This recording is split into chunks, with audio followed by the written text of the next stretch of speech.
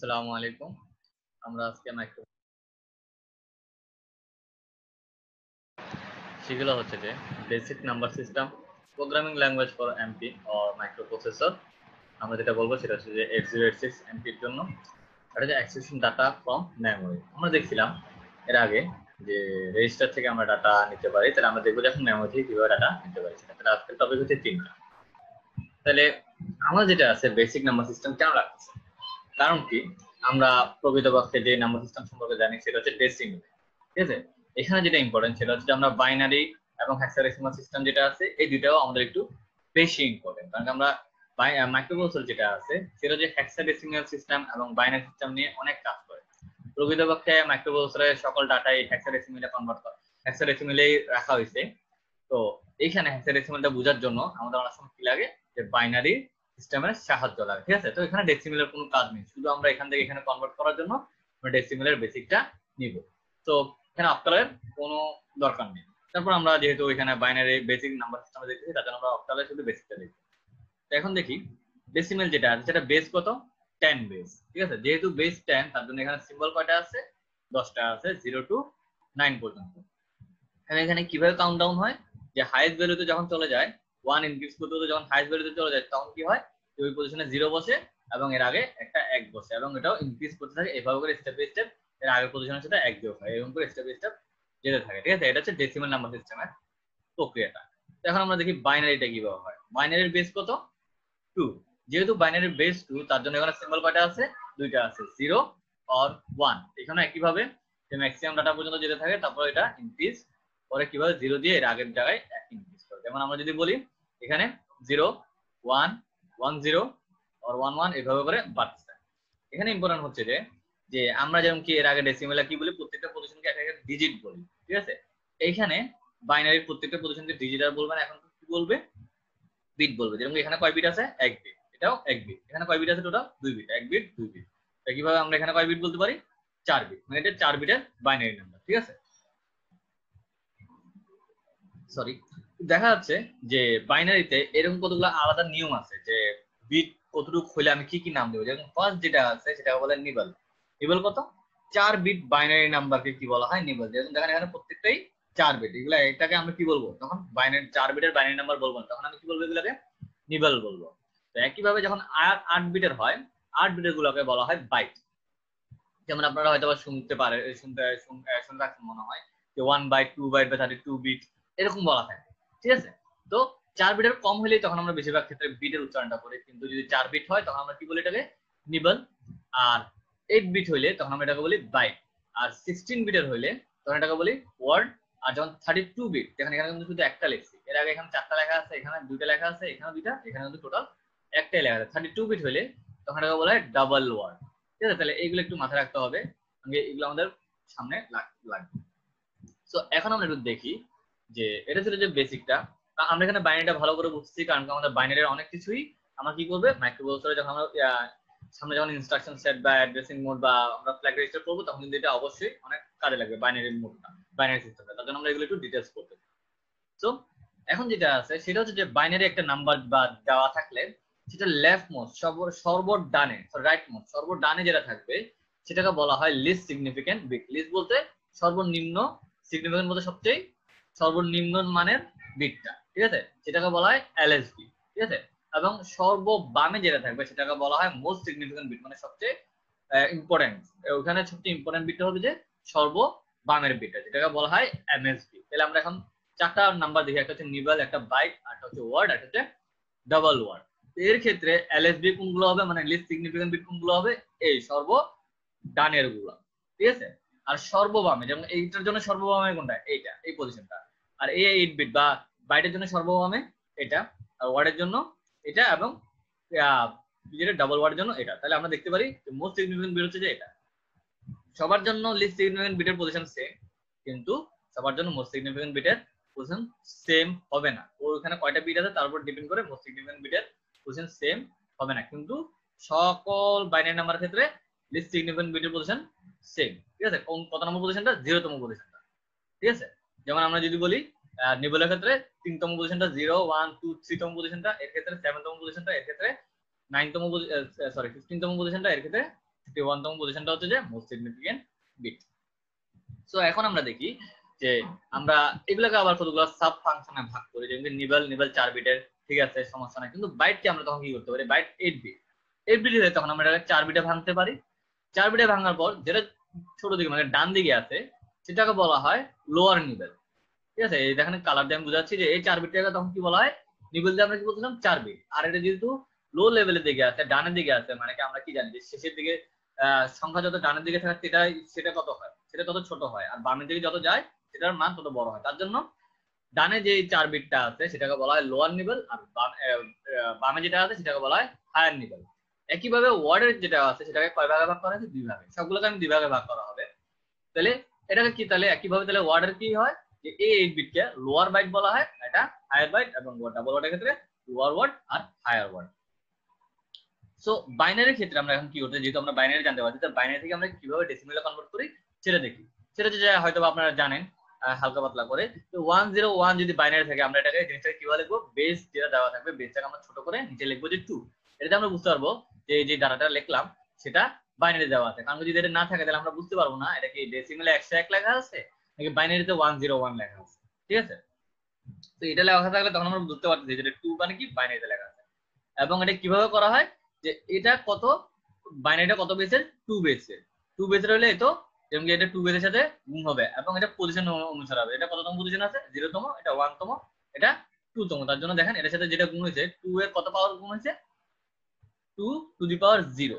কেন, এর পজিশনটা হবে যে 2 এর উপর পাওয়ার আকারে বসবে, এদের পজিশনটা, এটা যে পজিশন আছে, যেমন এটা 0 তম, এটা 1 তম, এটা 2 তম, তাহলে এটা গুণ হবে, এটা গুণ 2 এর কততম পাওয়ার, পাওয়ার কত হবে এর পজিশন ওয়াইজ, তাহলে 2 0 0 1 2, ঠিক আছে, এইভাবে করে বসবে। এবং 2 কেন বসলো, কারণ বাইনারির বেস কত, বাইনারির বেস হচ্ছে 2, ঠিক আছে, তার জন্য এখানে 2 বসছে। একইভাবে যদি আমরা অন্যান্য ডাটাগুলো দেখবো আমরা পরবর্তী দেখতে পারবো। তো বাইনারি 101টা কত, ডেসিমেলে 5, ঠিক আছে। একইভাবে আরেকটা উদাহরণ দেখতে পারি, 10110টাকে কি করতে পারি, আচ্ছা দেখা যায় 22 ডেসিমেলে। তাহলে এখন থেকে অ্যারিথমেটিক অপারেশন কোনগুলো আমরা মানে বিশেষ করে আমার দরকার লাগবে, সেগুলো হচ্ছে যে অ্যাড করা। এবং 1100 101 কে অ্যাড করলে তখন কি আসে, এটা আসে। এবং আমরা যদি এখানে দেখি এটা যেটা আসে সেটা হচ্ছে যে এই 1100 এটা কত, এটা হচ্ছে যে 12, ঠিক আছে।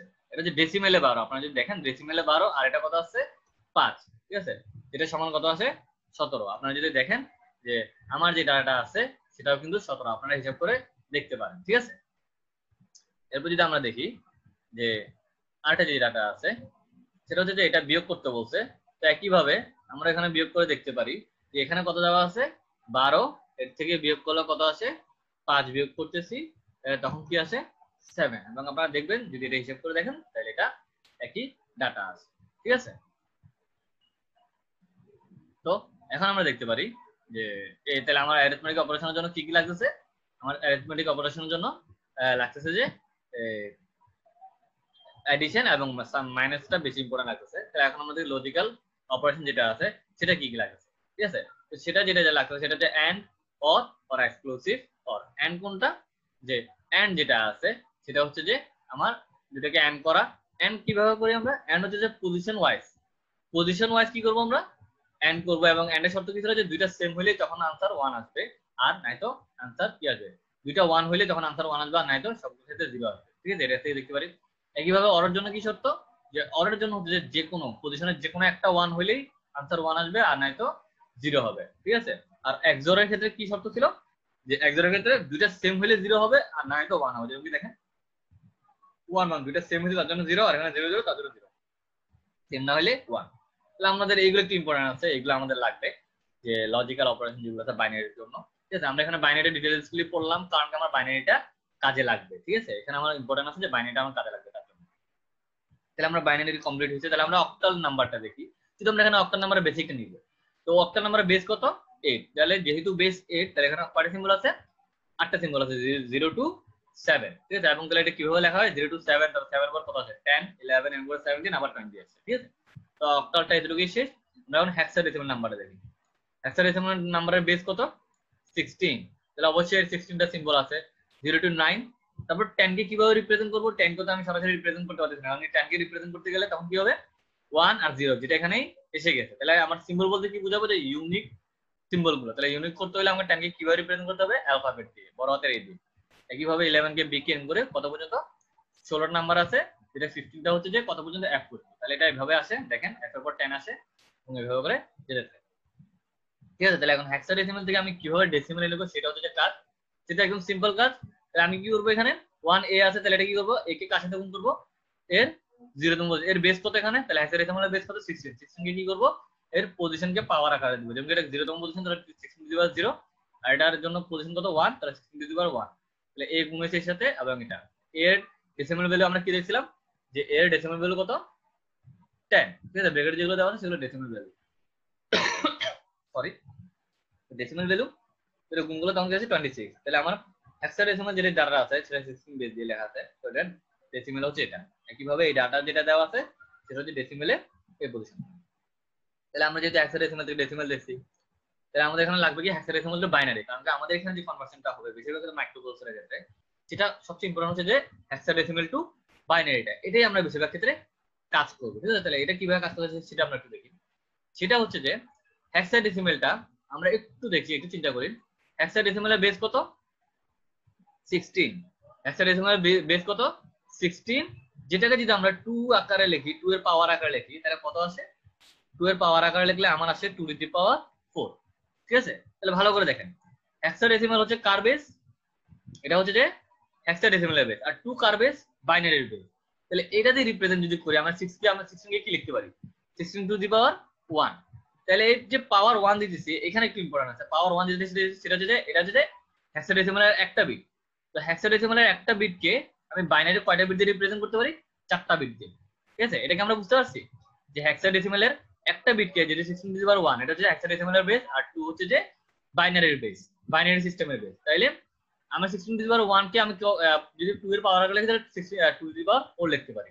তাহলে দেখা যাচ্ছে যে হেক্সাডেসিমালের যে একটা ডিজিট আছে সেটা রিপ্রেজেন্ট করতে আমার বাইনারি কয়টা ডিজিট লাগে, আমার 4টা ডিজিট লাগে। তার জন্য আমরা যখন a কে রিপ্রেজেন্ট করতেছি, a সমান কত, আমরা a সমান পাইছিলাম, আমরা a কে লিখতে পারি কি, a সমান হচ্ছে যে ডেসিমেলে কত, ডেসিমেলে হচ্ছে 10। ঠিক আছে, ডেসিমেলে কত 10, এটা যদি আমরা বাইনারিতে কনভার্ট করি তাহলে কত আছে 1010। ঠিক আছে, 4 বিট আছে, তার জন্য এর জায়গায় কত বসছে 1010। কিন্তু যখন আমরা 1 লিখছি, 1 কে ডেসিমেলে কনভার্ট করলে কত আছে 1 আসে, এবং এটাকে বাইনারিতে কনভার্ট করলো 1 আসে। কিন্তু আমরা কি বলছি যে হেক্সাডেসিমালকে আমরা সবসময় কত কত বিটে কনভার্ট করব, 4 বিটের বাইনারিতে কনভার্ট করব, তাহলে কি আসবে 0001। ঠিক আছে, তো তার জন্য এখানে যেটা আছে সেটা হচ্ছে যে আমার কি আছে, যে 1001 আছে, এবং যেহেতু এটাকে যদি সম্পূর্ণভাবে একসাথে জয়েন করি, এবং তার জন্য কি হবে, লিডিং জিরো গুলো কি করে যাবে, বাদ করে যাবে। বাদ করে গেলে তখন দেখা যায় যে 1 এ যে 16 বিটটা আছে সেটা কি হচ্ছে, সেটা হচ্ছে যে বাইনারিতে এভাবে কনভার্ট হচ্ছে। তো এখন আমরা যদি দেখি আরেকটা এক্সাম্পল দেখি, যে এক্সাম্পলটা আমরা একটু আগে করছিলাম যে হেক্সাডেসিমাল টু ডেসিমেলের জন্য, সেটা হচ্ছে যে এই জিনিসটাকে একইভাবে 6কে আমরা যদি 4 বিটে কনভার্ট করি তাহলে কত আছে, আমরা 6 এর জন্য বাইনারি নাম্বারটা কত জানি, 6 এর জন্য আমরা বাইনারি নাম্বার জানি, এখানে লিখতেছি আমরা 6 এর জন্য আমরা বাইনারি ভ্যালুটা জানি যে 110। ঠিক আছে, কিন্তু আমরা এটা কি করতেছি, হেক্সাডেসিমালে কনভার্ট করতেছি, তার জন্য আমরা 4 বিটের বাইনারিতে কনভার্ট করতে হবে, তার জন্য আমরা কি করতে, 0 বসাইছি এখানে দেখি। ঠিক আছে, 0110, আর 10 এর জন্য 1010, এবং 5 এর জন্য 0, কারণ 5 এর জন্য জানি 101। কিন্তু আমরা যেহেতু হেক্সাডেসিমাল থেকে বাইনারিতে আনছি, তাহলে অবশ্যই আমাকে কি করতে হবে, 4 বিটে কনভার্ট করতে হবে। তাহলে 0100 0101 এটা আসলো। তাহলে এখন লিডিং জিরো যেগুলো আছে সেগুলো বাদ দিয়ে দিলাম, বাদ দিয়ে দিলে দেখা যাচ্ছে যে এটা কি আসছে আমার, এটা তাহলে আমার কি আসলো, সে এটা সমান আমার বাইনারি সংখ্যা এটা। ঠিক আছে, তো আমাদের যেটা আছে যে নাম্বার সিস্টেম, সেটা আল্লাহর মধ্যে কমপ্লিট হয়েছে আমাদের নাম্বার সিস্টেমটা। তো এখন যেটা আছে, তো আমরা এখন দেখি যে decimal, binary, octal, hexadecimal. Octal লেখা দরকার ছিল না, কিন্তু বাট যেহেতু আমরা এখানে সিস্টেমটা দেখতেছি তার জন্য আমরা অক্টালটাও রিপ্রেজেন্ট করছি এখানে। তো এই হেক্সাডেসিমেলের ক্ষেত্রে বেসিক যে কয়টা আছে সেটা আমরা দেখালাম। যেমন হেক্সাডেসিমেলের জন্য হাইয়েস্ট ভ্যালু কত 16টা সিম্বল আছে, তার জন্য আমরা হাইয়েস্ট সবগুলোর জন্য 16 পর্যন্ত দেখাইছি। কারণ ডেসিমেলের জন্য 10, বাইনারির জন্য 2টা, অক্টালের জন্য 8টা সিম্বল, আর হেক্সাডেসিমেলের জন্য সবচেয়ে হাইয়েস্ট 16টা সিম্বল, তার জন্য আমরা 16 পর্যন্ত দেখাইছি। ঠিক আছে, এবং বাইনারিকে আমরা এখানে কিভাবে রিপ্রেজেন্ট করছি, 4 বিটের জন্য। কারণ কি আমরা দেখছি যে প্রত্যেকটা হেক্সাডেসিমেলকে বাইনারিতে কনভার্ট করতে হলে কত বিট লাগে, আমার 4 বিট লাগে, মানে একটা নিবল লাগে। ঠিক আছে, 4 বিট বলতে কত, তাহলে একটা নিবল লাগে। এর জন্য আমরা কি করতেছি, এইভাবে রিপ্রেজেন্ট করছি যেন আপনাদের সুবিধা হয়। হেক্সাডেসিমাল থেকে বাইনারি কনভার্ট করতে গেলে সবসময় কি করবেন, এই 4 বিটে কনভার্ট করে দেখাবেন। ঠিক আছে, তো এটা গেল কি বাইনারি, ডেসিমেল এবং অক্টাল এবং হেক্সাডেসিমাল মধ্যে যে সম্পর্কটা আছে সেটা। ঠিক আছে, তো একটা অ্যাসাইনমেন্ট দেওয়া হয়েছে, আপনারা একটু ট্রাই করবেন এগুলা আগামী ক্লাসের আগে আপনারা এটা আমাকে জমা দেওয়ার চেষ্টা করবেন। এবং এখানে কি বলা আছে যে convert the following decimal number two binary. যেহেতু এখানে ডেসিমাল নাম্বার বলা আছে, তাহলে তার জন্য আমরা কি জানি, ব্র্যাকেট দিয়ে নিচে 10 বেসটা লিখে নিই, কারণ আমরা বলেছি এগুলো কোথায় আছে, ডেসিমেলে আছে। এটা কোথায় কনভার্ট করতে বলছে, বাইনারিতে। ঠিক আছে, তাহলে আপনারা দেখে নেবেন, আমি কিন্তু এটা দেখাইনি কিভাবে ডেসিমেল থেকে বাইনারিতে কনভার্ট করতে হয়। আমি সবগুলো দেখাইছি কি, যে binary two decimal or hexadecimal two decimal or binary. ঠিক আছে, আমি কিন্তু ডেসিমেল থেকে কিভাবে বাইনারি করতে হয় সেটা দেখাইনি, আপনারা এটা দেখে নিন এবং এটা শিখে নিন। Convert following binary number to decimal, এটা আমরা দেখাইছি, তার জন্য আপনারা এটা করতে পারবেন। আর যেহেতু বাইনারি বলছি, তার জন্য আমি এখানে ব্র্যাকেটে নিচে 2 লিখে নিই। কনভার্ট টু দা হেক্সাডেসিমাল, তাহলে এখানে দেখেন এখানে লেখা আছে, তাহলে এগুলো কি, এগুলো ডেসিমালে আছে, এটা হেক্সাডেসিমালে কনভার্ট করতে হবে। আর এগুলো বাইনারিতে আছে, এগুলো কি করতে হবে, হেক্সাডেসিমালে কনভার্ট করতে হবে। এখানে এই কাজ আমরা হেক্সাডেসিমাল কি করতেছি, যে একটা ডিজিট কোথায় কনভার্ট করতেছি, 4 বিটে বাইনারিতে কনভার্ট করতেছি। তাহলে এখানে এই কাজ হবে, 4 বিটের বাইনারিকে হিসাব করে আমি কি করব, একটা হেক্সাডেসিমালে কনভার্ট করব। যদি আমরা এটা দেখি, এটা 4 বিটের জন্য কত আসবে, এটার জন্য 7 আসবে, এবং এটার জন্য কি আসবে, এটার জন্য 1 আসবে, এবং এটার জন্য কত আসবে, 6 আসবে। ঠিক আছে, এটা আপনারা দেখে নিন। আর কনভার্ট টু দ্য ডেসিমাল, যেহেতু এখানে এজ দেওয়া আছে, এখানে একটা ইম্পর্টেন্ট জিনিস, যে আমরা কি করছি, যে ডেসিমেলের জন্য আমরা কিভাবে লিখছিলাম, যে আমরা এভাবে ব্র্যাকেট দিয়ে আমরা এইভাবে যদি 1a, আমরা কি করছি, যে এই 10 যেটা লেখা, সরি এই 16 যেটা লিখছিলাম, সেই অংশটা কি করছিলাম, যে ছোট করে নিচে লেখা হয়েছিল, নিচের দিকে লেখা হয়েছিল। ঠিক আছে, আমরা এভাবে না লিখে আমরা জিনিসটাকে, মানে হেক্সাডেসিমাল যখন থাকে তখন আমরা জিনিসটাকে এভাবেও লিখতে পারি, হয় ছোট হাতের এজ অর বড় হাতের এজ।